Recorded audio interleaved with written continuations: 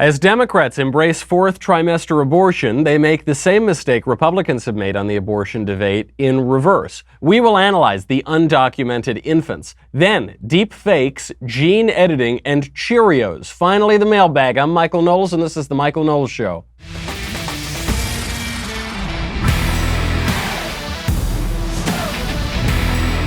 So much to get to today. The Democrats destroy their entire abortion argument. We actually just have some breaking news now. It's being reported that Herman Cain, former presidential candidate, 999 plan of 999 fame, he is apparently being considered by President Trump for the Federal Reserve Board. You know, usually Thursday is kind of a slow news day, and we're just getting some of the best news possible. So we'll get into that in a second. But first, let me tell you about Halo, and specifically in an indulgent product called Indulgences. Leave it to the only Catholic at this outlet to be selling indulgences. Valentine's Day is fast approaching. What are you going to do? It's the age-old dilemma. Flowers are not original. They are way overpriced around Valentine's Day. And then, take it from my experience, they show up and they're wilted and they last 2 days.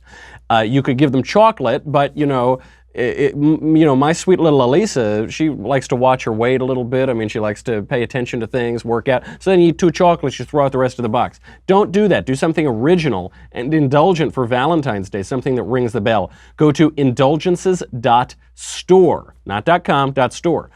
Together with Halo Healthy Tribes, Indulgences.store has partnered to create an indulgent line of hot beverage mixes. You just add water for some of the most sumptuous mugs of hot cocoa and other flavors that won't leave you feeling guilty. These are plant-burning with no animal ingredients, Mazaru Matcha, Yogi Goji. Some others are fat-burning with fortified with collagen, pink velvet, whole latte lovin'. I could go on and on.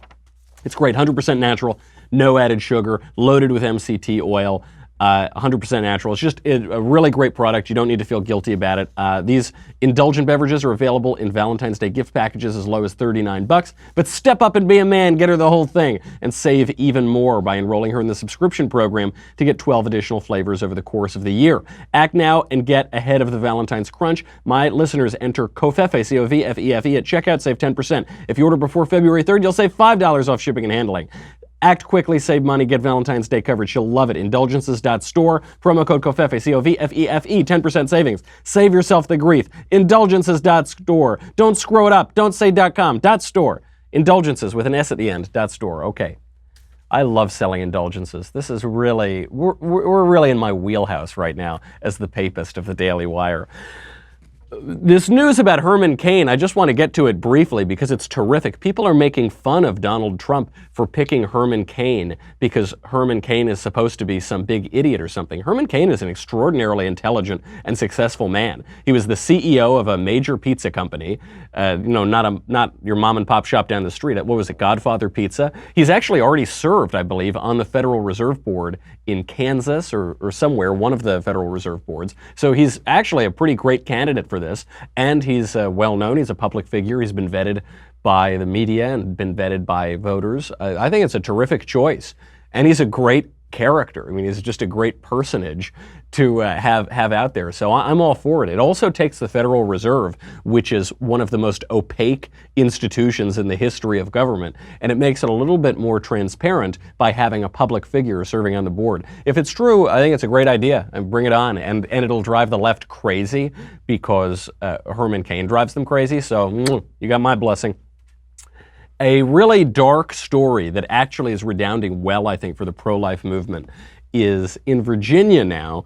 Governor Northam appears to be one-upping Andrew Cuomo in New York. You'll remember that last week Andrew Cuomo signed legislation that would allow a baby to be killed 1 second before it's born. And now in Virginia, Northam wants to out infanticide even Andrew Cuomo by saying that you can kill babies even after birth. Cheering it along, fourth trimester abortions. Here's Governor Northam in his own words. And she was pressed by a Republican delegate about whether her bill would permit an abortion even as a woman is essentially dilating, ready to give birth.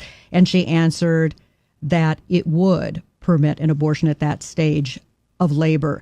Do you support her measure and explain her answer? Yeah, and I wasn't there, Julie, and I certainly can't speak for Delegate Tran, but I would tell you first thing I would say is this is why decisions such as this should be made by providers, physicians, and the mothers and fathers that are involved.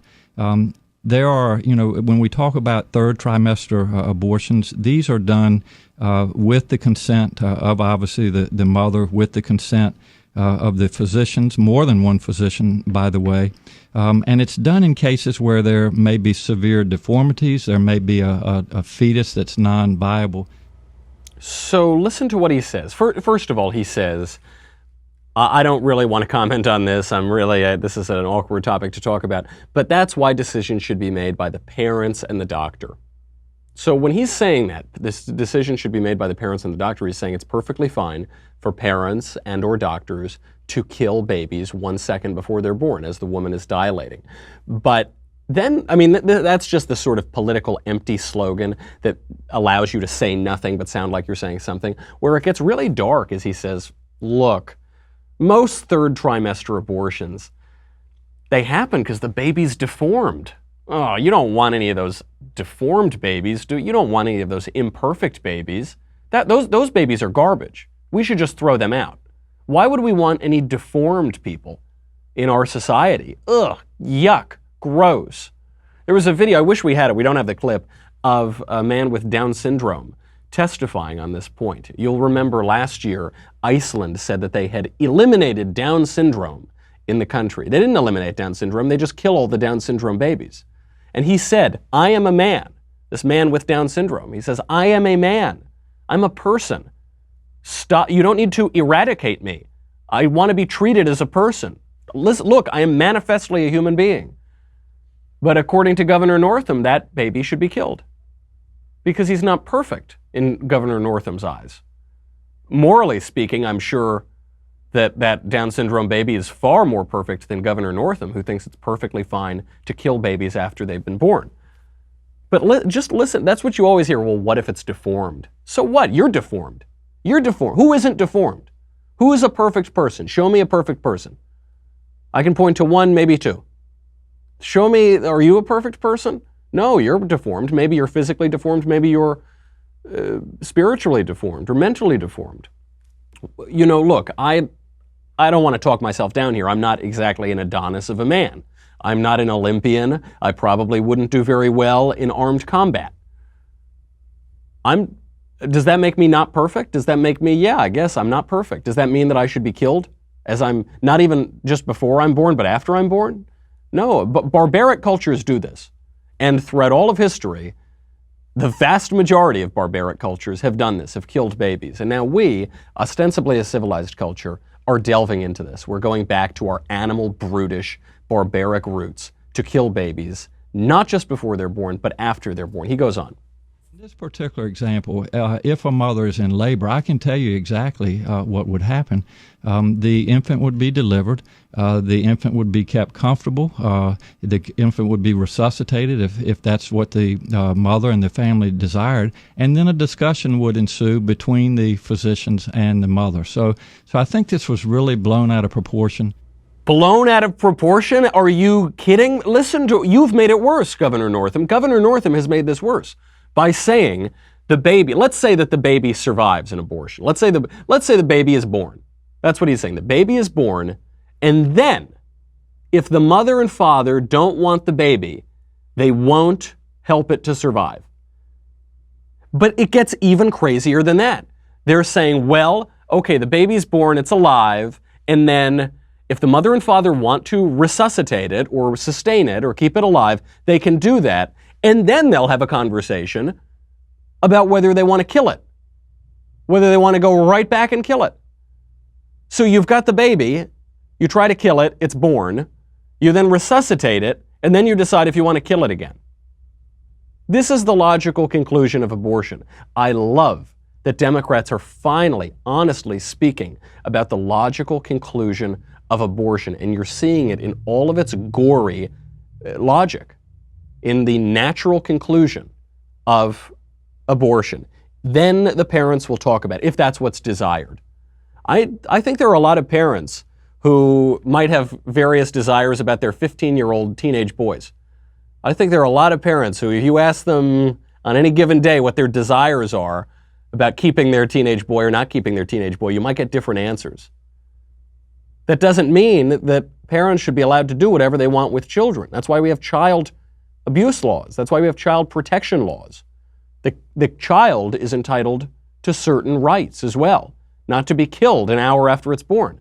The baby's born, it's sitting there, and then the mother says, nah, pish posh, I don't want it.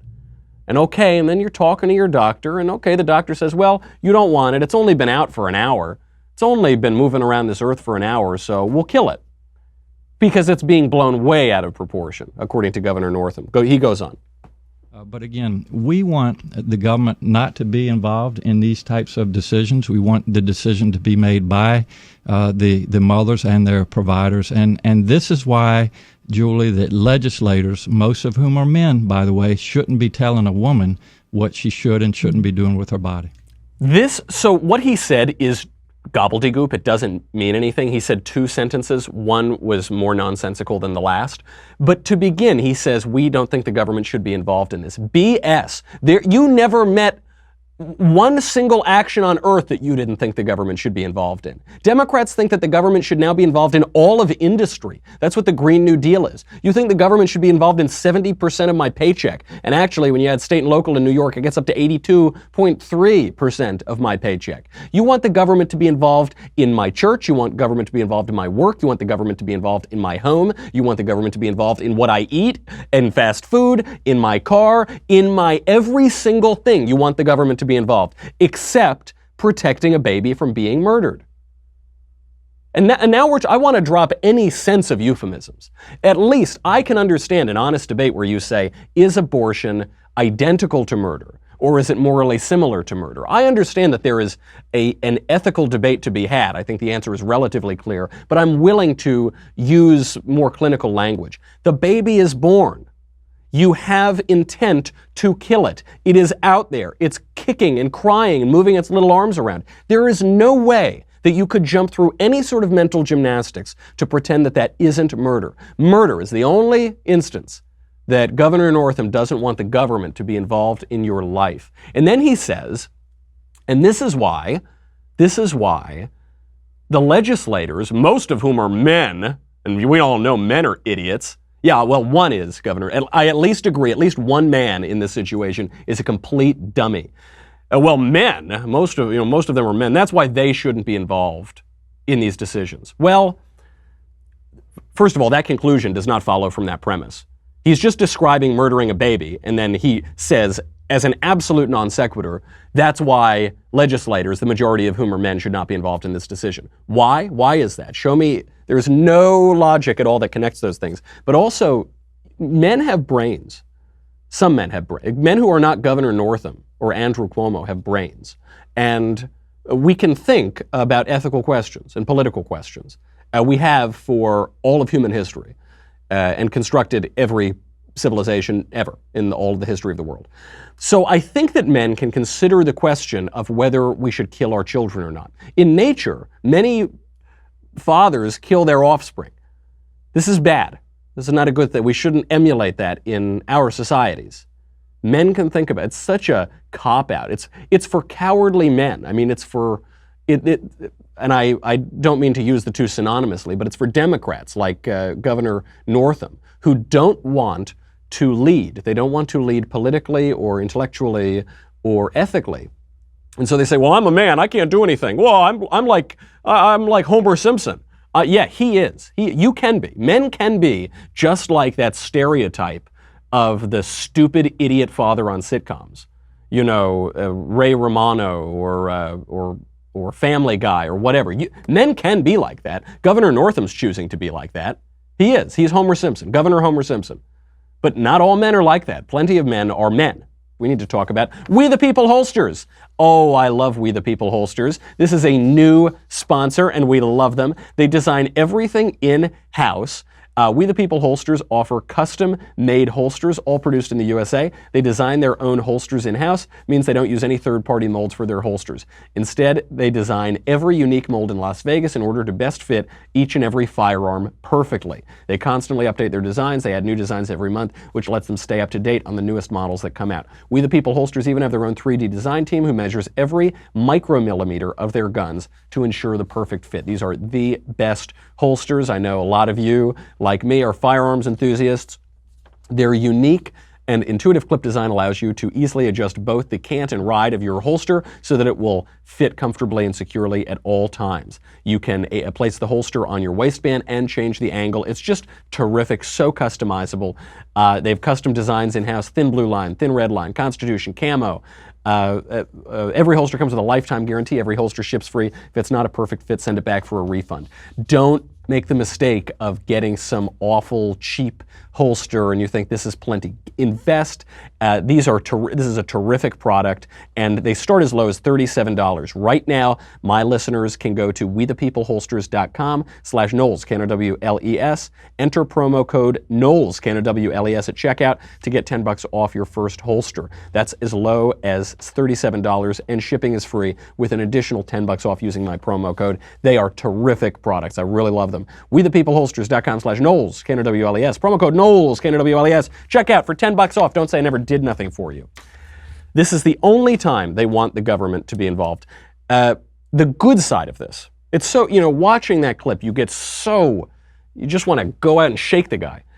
But there is a very good side to this, which is that right now, the Democrats are making exactly the same mistake on pro-life that Republicans have made in arguing pro-life for 20 years, which is they are taking the bait. For them, the Democrats have followed their own logic to its conclusion. So now they're arguing about pro-life at the moment of birth. What the Democrats used to always do was try to argue about pro-life at the moment of conception. And so they would say, were you telling me a little egg that has been fertilized for 1 hour, that's a baby, and if you take that out, that's murder? Now, this is a disingenuous argument because no abortion happens at one day. It happens weeks and weeks later, and often in the second trimester, and now apparently in the third trimester. So it's a disingenuous argument. But in both instances, you have the left and the right following their ideas to their logical conclusions. So if abortion is wrong, if it's morally similar to murder, if it is murder, then it's not wrong at some arbitrary deadline. It's not wrong because it sprouts a couple fingers or because it opens its eyes or something like that. It's wrong from the beginning. It's intrinsically wrong. It's wrong from the moment of conception. That's the logical conclusion of abortion being wrong. Now, if abortion is not wrong, if it's, it's just nothing, it's perfectly fine, then it's not just that it's not wrong at the moment of conception, it's not wrong at the moment of birth. And frankly, if it's not wrong at the moment of birth, it's not wrong an hour or two after birth. And really, if it's not wrong an hour or two after birth, it's not wrong when they enter kindergarten. They're taking their idea to its logical conclusion. The left has been radicalized. It's been radicalized, I think, in part by Donald Trump. That has accelerated it. But this has been growing for a long time. The left's radical abortion agenda on demand, not just at the moment of birth, but after birth. I love that we are now arguing about abortion there because as a matter of principle, both sides have to accept that. The right has to accept that life is life at the moment of conception, and the left has to accept that the fetus, the morally irrelevant embryo, has to remain morally irrelevant even at the moment of birth. They both have to follow that to its conclusion. But just from a PR perspective, just from an optics perspective, for people who don't think about this very deeply, it's much easier to argue for pro-life at the moment of birth than it is at the fertilization of an egg.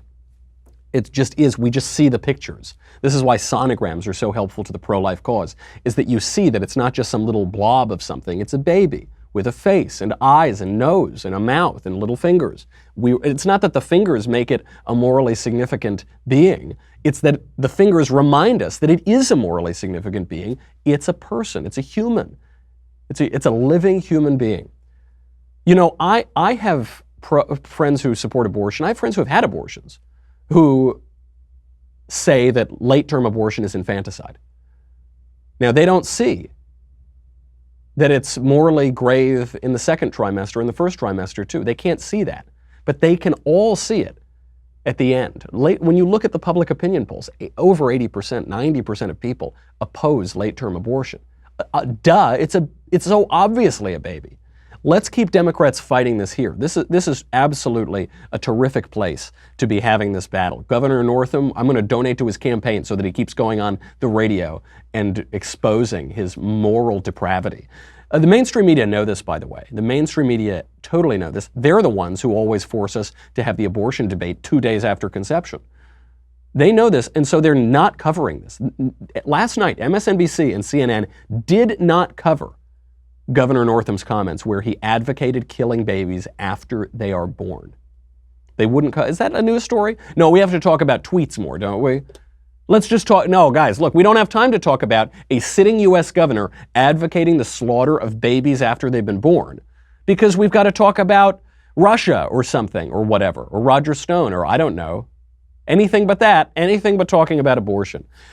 How did the Democrats fall into this? The Democrats fell into this because we have been pushing their buttons. And President Trump in particular has been pushing their buttons. Barack Obama pushed our buttons. He really got under our skin. I mean, that guy, there was little things he would say. You didn't build that.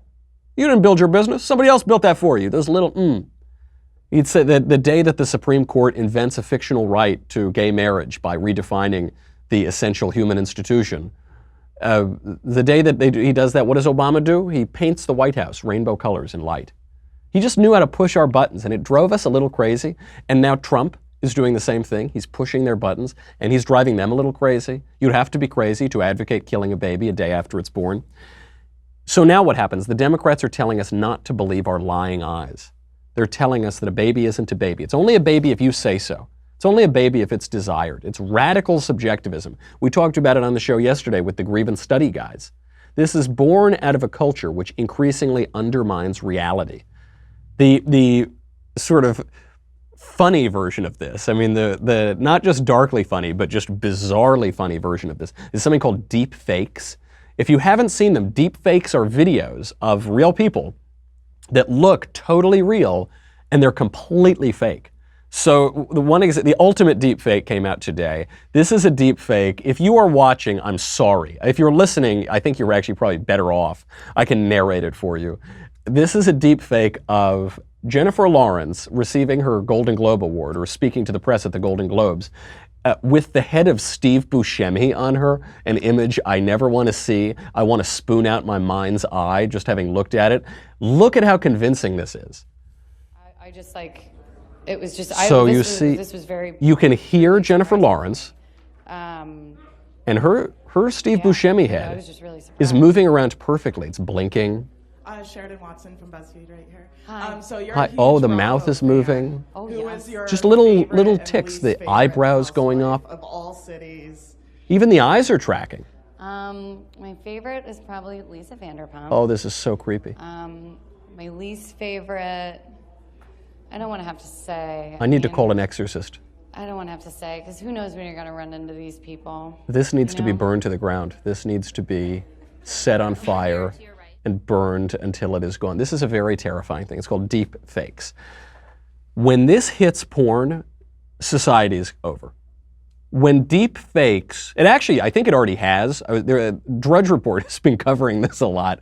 I think Scarlett Johansson tried to sue some people or was looking at legal options because they were doing this with Scarlett Johansson, except in porn. And she basically concluded, you can't stop this. There's no way to stop this. You can't stop the creation of fake videos that really look like you're doing something. It could be you know, a video of you committing an axe murder, and it would look really convincing. If Steve Buscemi can convincingly become Jennifer Lawrence, anything is possible. And so when this, I think once we get the combination of sex robots, virtual reality, and deep fakes, that is the end of society. This is already affecting Japan. Japan is having its already dwindling population have now a population crisis, in part because of porn and sex robots. Deepfakes mean that you can turn any fantasy into reality, almost. You can turn any fantasy into virtual reality. And this is going to have some seriously negative effects, not just on weird videos on the internet, but on our culture and our politics. What this means, what the deep fakes mean, what the combination we're seeing, sex robots and virtual reality porn, what this means is that you can turn any fantasy into a virtual reality. And it's symptomatic of a culture that we have, which is a culture of fantasy. The fantasy that the baby isn't a baby. The fantasy that men can be women and women can be men. The fantasy that indulging in fantasy will make it a reality, but it won't. It will make it a virtual reality. It's not real. This goes even further. It goes further than weird videos or videos of Scarlett Johansson that we certainly can't play on the show. This goes to the physical essence of the human person. There's a story out today, a San Francisco biochemist and entrepreneur, Josiah Zahner, is now making gene editing equipment available to the public. Where was that horrifying story that came out a couple days ago, or a couple weeks ago, about a baby in China who was gene edited. So some scientist went in, edited the genes of a baby, and it came out as a designer baby. And this does not just affect one baby, this affects all of that baby's descendants. This could affect the human race forever. And it's being done in a laboratory with people who should not be tooling around with this stuff. Now, this is being released to consumers and the public. This guy, what's his name? Josiah Zahner. He is making it such that you can inject frogs with this, and the frogs will double in size in 2 months. And certainly people will start using this on themselves. Zahner already does use it on himself. He's done it at press conferences. He'll just go in and inject it with himself, and growth, gene editing, or whatever.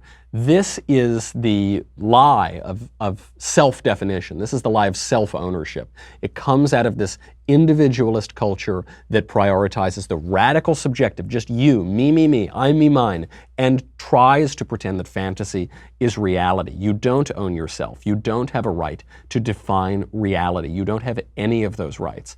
This is the logical conclusion of liberalism, lowercase l and capital L liberalism, that has been going on now for centuries, and it is terrifying, it is bankrupt, it is very wrong. Fortunately, we're starting to see the illogic of it. You know, one of the great advantages of conservatism and conservative thought is that you can't defeat reality. Fantasy can't defeat reality. You can try. They've been trying since the Garden of Eden, but you can't do it. Ultimately, the real world will assert itself. Before we go, just really quickly, I have to comment on the stupidest thing on Morning Joe yesterday. And then we'll get to the mailbag. But to call it the stupidest thing on Morning Joe is really high praise. I mean, there's a lot of competition for that segment. On Morning Joe, Mika Brzezinski has likely presidential candidate Howard Schultz on, and she asks him the important questions. How much does an 18-ounce box of Cheerios cost? An 18-ounce box of Cheerios? Mm-hmm. I don't need. Now here's the deal. I don't need Cheerios. Here's the deal. Yeah. You ask us. Yeah. You know, like budgets for the VA. We're going to ask you questions. Ask me anything you want. I don't need Cheerios. I'm sorry. Okay, it's $4. Is it $4? Yeah, What's a lot? Yeah, it's Wow. Yeah. Right. Howard Schultz does not eat Cheerios because he is an adult. I also don't eat Cheerios because I am an adult. I have eggs for breakfast, or if I don't have time, I'll have coffee. The last time I ate cereal, I think I was 9 years old.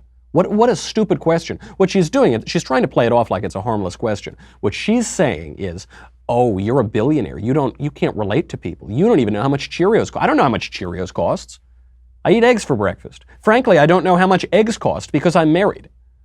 When was the last time Mika Brzezinski did her own grocery shopping? Are you kidding me? Do we really think that maybe she and Joe, they make a date out of it? They have a fun time, they go to Trader Joe's or something. Give me a break. How stupid. They're going to try to do to Schultz what they did to George Bush the first, which is he was doing a press op at a grocery store, and he was asking perfectly reasonable questions to the cashier lady, and they pretended that he didn't know what a grocery scanner was because he's so out of touch. He doesn't buy Cheerios. Yeah, right, he doesn't because he's an adult. Give me a break. What a stupid, and he's a billionaire, and he is a billionaire. He should not do his own grocery shopping. If Howard Schultz were doing his own grocery shopping, I would seriously doubt his judgment. You know, when these billionaires run as Democrats, they have a hard time because they have to play into this stupid idea that you're supposed to be ashamed of your success. Trump did not play into that. Trump probably exaggerated his wealth, and it was to his benefit. That's how you got to lean in. If Schultz is going to run as a billionaire in this day and age with his political party, he is going to have to lean into it, and he's going to have to say, I don't know, Mika. How about you? What a stupid question, Mika. Yeah, I don't eat Cheerios and I don't go grocery shopping because I'm Howard Schultz. I grew up in the projects, penniless, and I became a self-made billionaire. And I got 2 words for you, Mika, and they're not happy birthday. They're not caramel macchiato. Okay, we got a lot of mailbag to get to. Go over to dailywire.com. $10 a month, $100 for an annual membership. You get all the shows. You get to ask questions. You know what you get. You get this. You get the Leftist Tears tumbler, because I don't know how much a box of Cheerios costs, but I know how much a vessel of Leftist Tears costs. And did you know what the price is? Priceless. That's the price. Be right back. In a couple seconds, we'll be back with the mailbag.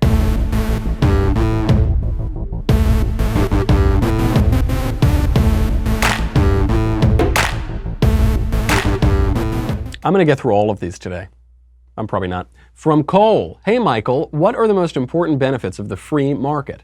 Why do so many claim that it is inherently for the rich and against the common worker? Best, Cole. Well, what aren't the benefits of the free market? Prosperity is a benefit. Freedom, liberty is a benefit. Material increase is a benefit. I suppose I really should reverse that. The liberty is the best part. Economic freedom is the best part. You are free. You are in a free country. God wants you to be free. You have property. You have a right to your property. You have a right to your labor. You can exchange that labor for goods and services. You can exchange that property for goods and services. There's the freedom. Prosperity comes along with it. Pope John Paul II in Centesimus Annus talked about how free markets are the most efficient way to allocate resources. And they're not just efficient, but they come out of your natural rights and the natural law. They come out of your property and that to which you are entitled. That's a good thing. The reason that the left is able to demagogue free markets is envy, because in free markets, to use Thatcher's example, let's say you got the poor guy here and the rich guy here. The rich guy's got a little bit more money than the poor guy. When you have free economies, inequality can be exacerbated, but both groups are getting richer. Just maybe the rich are getting richer faster than the poor. The other thing that they forget is that these economies are very dynamic. So if you're in the upper quintile of wealth or income for one generation, it's unlikely that your family will get to stay there because the free markets are so dynamic. So more likely they'll drop down a quintile. Maybe they'll drop down 2 quintiles. And the lowest quintiles, controlling for cultural factors, can increase in free economies because they don't have to game the system or deal with corrupt politicians or deal with nepotism or whatever. It's much more dynamic and it's much freer. The way that the left demagogues it is by playing on envy. Say, that guy has more than me and I want it. It's just covetousness. It's just, there are commandments against this, but that's all they play on. And unfortunately it works because we have a broken human nature. From Mark, I heard you guys had a hoop at the workplace. Would you care to record a game between you and Ben? No, I would not like to do that. And if I were to predict how that game would turn out, I think somehow we would both lose. I don't know how exactly, but we would both, I think everybody would lose that game. From Jess. Dear Michael, you seem like the kind of charming fellow who can probably handle the uber leftists of LA as well as anyone. How would you respond to someone who asked your preferred pronouns? Sir and sir. Those are my preferred pronouns. From Rushton. It's a great name. Hey Michael, over the past year I have been reading incessantly, trying to get myself more enlightened. I read Harvey Mansfield's Manliness because you mentioned it and I found it really useful. I'm wondering if you have any other suggestions for other important works of classic or modern literature that I should read. I'm not a Catholic, but I'm always trying to understand more about them and have read a little of St. Augustine and St. Teresa of Avila. Thanks. Well, sure, read all of them. Read St. Augustine, read all the Church Fathers, read the Doctors of the Church. Great idea. For a book that you could read right now in politics and philosophy, you should read what I am now going through again, which is The Conservative Mind by Russell Kirk. Just a terrific book. It's not read enough. And in many ways, it's the beginning of the modern conservative movement, or the post-war conservative movement. From Arun, Dear Dr. Kofefe, you mentioned recently that your degree is in history. If, God forbid, Ben Shapiro fired you and you went to grad school for your PhD, what area of history would you study for your dissertation? Are there any specific subfields that are in dire need of a conservative perspective or that are simply of particular interest to you? I probably would study the medieval. I love the Middle Ages. It's the most misunderstood era in all of human history. It's a wonderful era. It's a brilliant era of scholarship. The greatest poem ever written was written during that era, the comedy by Dante. And a wonderful era of theology and philosophy. That's great.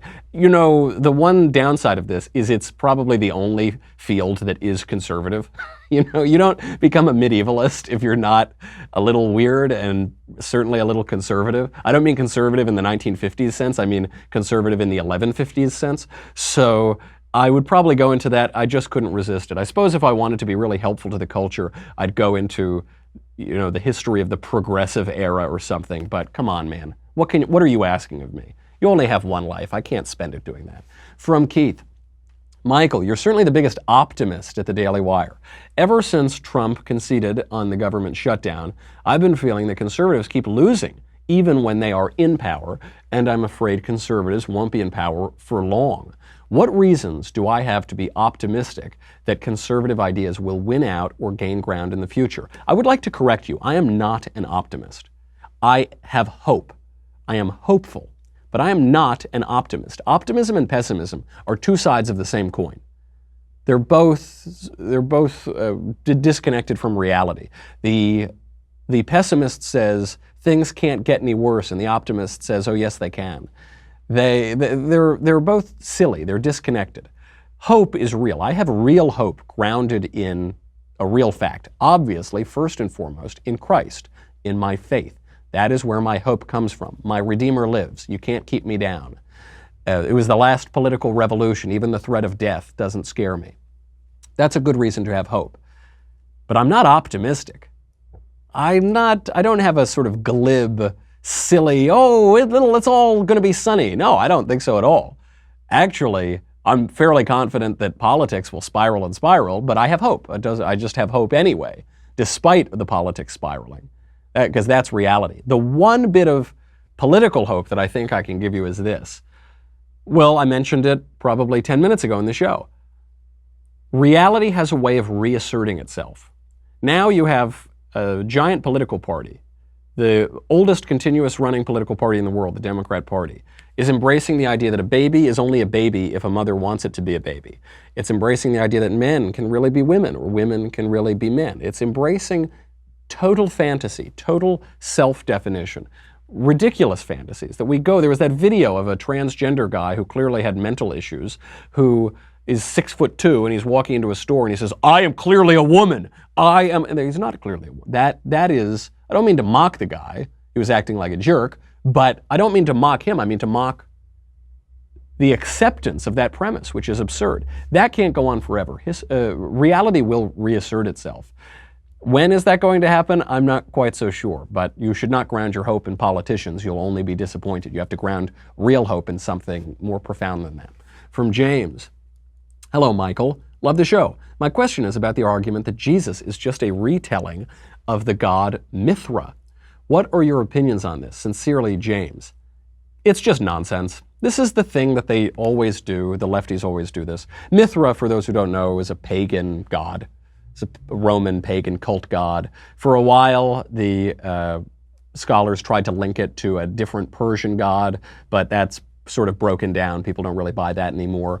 So the reason that Jesus is not a retelling of Mithra is that Christianity predates the cult of Mithra. So Mithra might be a retelling of Christ, but it's not the other way around. Also, they don't really bear many similarities. They try to say that Mithra was referred to as the Prince of Peace and the this and the that, and that just isn't true. That's just totally made up. They do this too with Christmas. They say Christmas, there's no way it really happened on December 25th. The only reason that we celebrated on December 25th is because of the popularity of the pagan holiday Sol Invictus, or Soli Invicti. Also, that isn't true. The celebration of Christmas predates the popularity of Sol Invictus. Sol Invictus, if anything, was a reaction to Christianity. December 25th has been celebrated for Christmas since the earliest days of Christianity. In part, this was calculations from the resurrection, from the passion of Christ, and they calculated it within, I think, 9 months, and that's how you arrive at December 25th. But regardless, the left, as always, gets things exactly backwards. So they say, maybe it's a retelling of this pagan tradition. Well, maybe look at your history books. The pagan tradition came after Christianity. From Jonathan, Dear the Smart One, I was wondering if you could elaborate on your return to Jesus after being an atheist for a decade. What was the one event that began your turnaround? Hashtag sign for Ben, stayed for Michael. How long do we have? I don't know, we've got like 3 minutes left. I'll tell you about my return to Christ. I was an atheist for 10 years, more or less. Agnostic, probably would have called myself an atheist from 13 to 23-ish. It started to break down, and I could identify a dozen moments that were really key. One thing that really started to crack my atheism was that all of the smartest people I met in college were Christians, and most of them were Catholic or Eastern Orthodox. Some were not. There were a lot of smart atheists. And in particular, I came across the modal ontological argument for God, which I really found quite clever, done by Alvin Plantinga, who's a Calvinist philosopher out of Notre Dame. Then I started looking at other arguments for God, some of the Thomistic arguments for God. Then I started looking at the arguments against God, and there aren't really any. Then I delved into C.S. Lewis was helpful in this. Then Chesterton, obviously.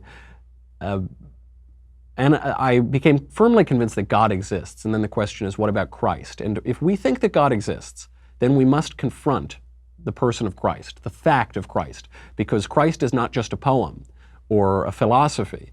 Christ is a man who claimed that he was God and died, was crucified, and then resurrected. And then you have to look at evidence for the resurrection. You have to look at evidence for Christ. And the evidence is overwhelming. And really only at that point did I begin to have what would be recognizably religious experience, which is everything. It's so much more convincing than reading an argument. Thomas Aquinas, probably the greatest theologian ever to live, said, he had a religious vision, and he said, all that I have written seems like so much straw compared to what has been revealed to me now. But that came later. So that's the brief overview. If you and I ever grab a cigar, I'm sure we could go on about this for 8 or 10 hours. One more question from Joseph. Hey Michael, big fan of your work. My question is, why do politicians tend to speak in gibberish instead of speaking plainly? Why cryptocism in lieu of speaking directly? Thanks, Joe. It's because they're cowards. So they don't want to have to say anything or take a position on any subject, so they try to speak out of both sides of their mouth. Barack Obama reportedly bragged about this. He said he could go into a room and have every person in that room, even if they had different views, think that he was agreeing with them. Bill Clinton is the master of this. He was asked, I believe it was about the Gulf War, if he would go in, and he said, well, I would have... my sympathies would have been with the minority, but I would have reluctantly understood the views of the majority. What? What was that word salad? We'll get one more question in. It's because the short answer is because they're cowards. From Adam. Michael, you said on your podcast this week that you intend to send your kids to a liberal arts school. You then went on to say that not all kids need to go to college and that some may instead be better served by learning a trade. But is it right for you to presume that liberal arts is the best education for your yet-to-be-born children? Thanks and love the show, Adam. Yes and no. I think I can reasonably expect that my children will be somewhat like me, and certainly for me that was the best choice. Education also comes as a result of other education. So if I hopefully am going to have a role in educating my children, not just when I pay for college, but earlier on. I will educate them toward a liberal education. Now, let's say they don't take to it. Let's say that they just don't want to do it. I've got plenty of people in my family who went straight into the military, plenty of people who went straight to trade school, plenty of people who went straight to work. Then you got to guide kids to where they're leaning toward. But I think I think I'm sorry to say it's reasonable to expect that my child will not be a linebacker in the NFL. Probably not going to be a basketball player. Probably, I don't know, I'm just judging, maybe I'm prejudging. So I would probably guide my child in that direction. But, if he proves his old man wrong, then he can do whatever he wants to do. And I certainly wouldn't want to force a kid who would be better off enlisting or going to trade school or starting to work. I wouldn't want to force him into a $250,000 liberal education that by that time probably will be worth not very much. Okay, that's our show. I am out of here, but I will see you on Monday. In the meantime, I'm Michael Knowles. This is The Michael Knowles Show. See you then.